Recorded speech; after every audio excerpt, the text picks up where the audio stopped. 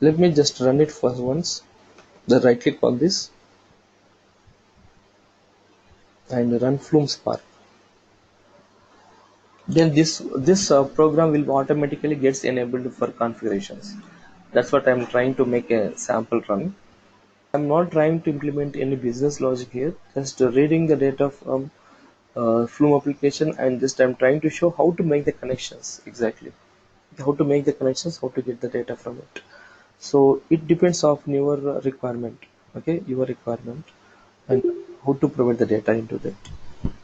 Errors, unclosed identifier somewhere, unit, something like that.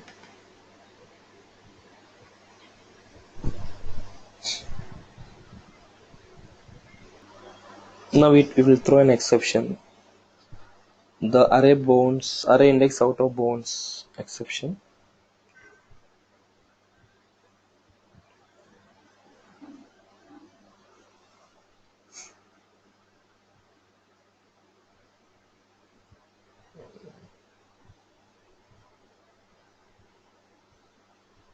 Then there is some problem. Let me just close this project and run it. Because I have opened it already long ago. That is the reason it was not working. Let me just reopen it. Everything will fine. Everything will be fine.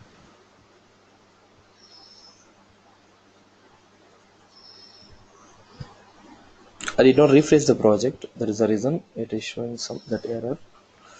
You can have one option here. Go to File. Then you have something called as Synchronize. Okay, this option. This is going to refresh your project. Okay, remember that point. So if you want to see what is going on in the background, if you want to see it, just place your cursor at the left side, very left to bottom.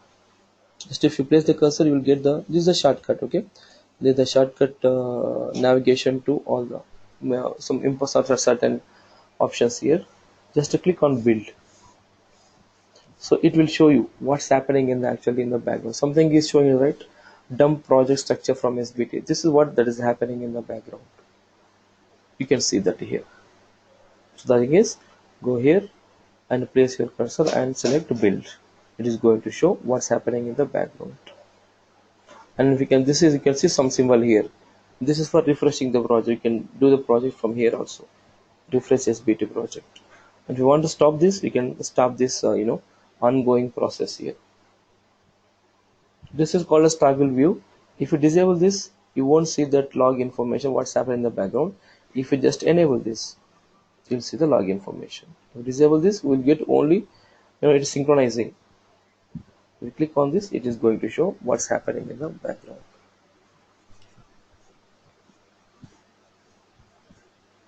So it is done now. So once it is done, it will show done and shutting down server. What server is shutting down here? SBT server, remember. It is shutting down SBT server. Even SBT also runs as a server process. Right, it is done now.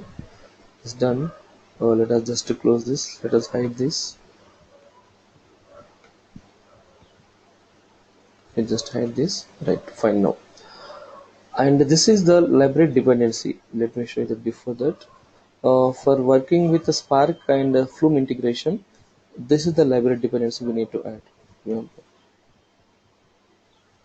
Okay, just if you want, just to take a snap of all the dependencies that we have already. Just take a snap if you want to take the snap, just take a snap of all these library dependencies. This is to work with the Spark core, Spark SQL, Spark with the Hive integration, Spark CSV, Spark XML, Avro, MySQL connector. If you want to export the data to MySQL, to make a connection to MySQL, this is the connector. Here, so where we can able to add these dependencies in build SBT or like where? Build.sbt. Build.sbt. Compulsory they must be in build.sbt. Okay. Even if it is a Maven build tool, here we are using SBT build tool. So in that build.sbt file should contain these library dependencies and resolvers. And if it is Maven, the file would be an XML file, pom.xml. You can see something called as pom.xml. That file should contain the library dependencies. That is an XML file. In this, every library dependency we are writing in the form of simply a text here as a message. But in Maven, that library dependency must be mentioned as a XML record. That's the reason it is called as a XML file. Okay, just I will send you all this in a file. Just add to your application in your project, then they will work. Okay, so refresh the project.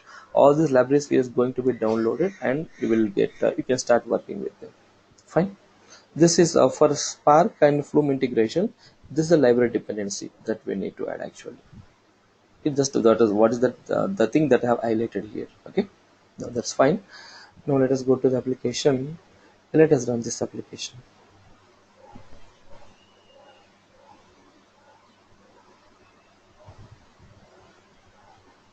It is not related to this program.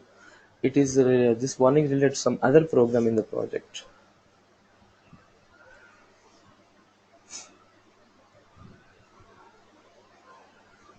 Something wrong again. Let us see what is that. So you can see here an error here.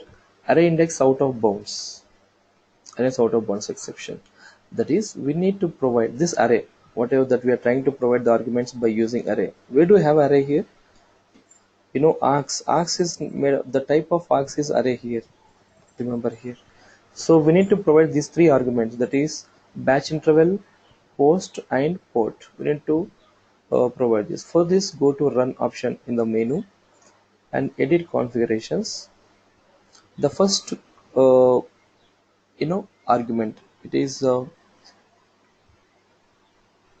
batch interval, so 15 space, followed by the second argument. The second argument is host is 172.16.175.1 space the port number 7777.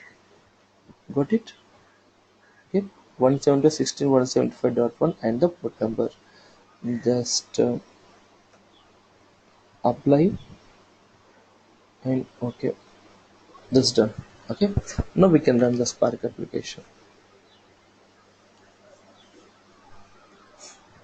Now it has to run. Still, if it throws any errors or exceptions, let us try to fix them. Otherwise, let it run.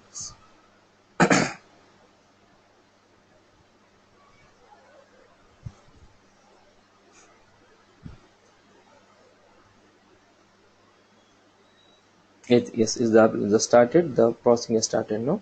So the Flume application has started successfully. Now we need to start the Flume application. Why? Because Spark is trying to read the data from Flume, right? So we need to start the Flume application now. Let's try to start Flume application. So what's the script that we use for starting a Flume application is flume-ng agent name. What is the agent name here? FlumeSpark1.conf. That is agent1. And his name is agent1.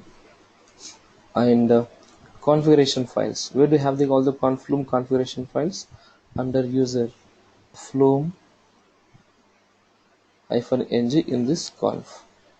Okay, and configuration file that we have on the desktop, home, Cloudera, desktop, Flume configurations, and the file name is what is the file name? FlumeSpark1.conf. FlumeSpark1.conf, and this is optional, purely optional. .put .logger.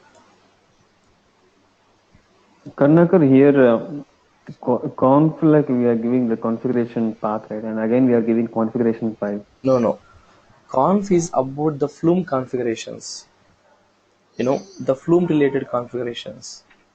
Okay, this conf file is configuration file. Here we are providing the path of the configuration file. This is about the Flume, environment. I say that environment configurations. What is my environment? What is the Java? Altogether application. Altogether, total server or like Yes, configuration, right? yes, something. When it comes to configuration file, it belongs to exact application where we are writing. Yes, exactly. This is a Okay. user defined application. This is a configuration file with respect to the application, and these configurations will be same for any Flume application. This will be same. It is going to take the system configurations, the configurations of the Flume engine itself, okay, or Flume server, and this is what our user defined application. Let us try to hit it. Let us try to start. Let us see what happened, whether it runs or not. Let us try to see.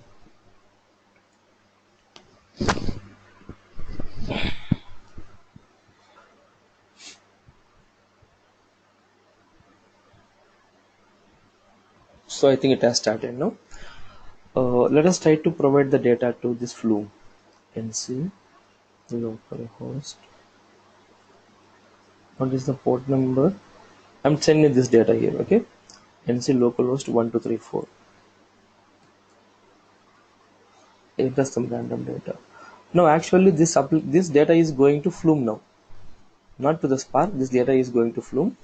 From this, Spark application has to read and it has to print the data in the console.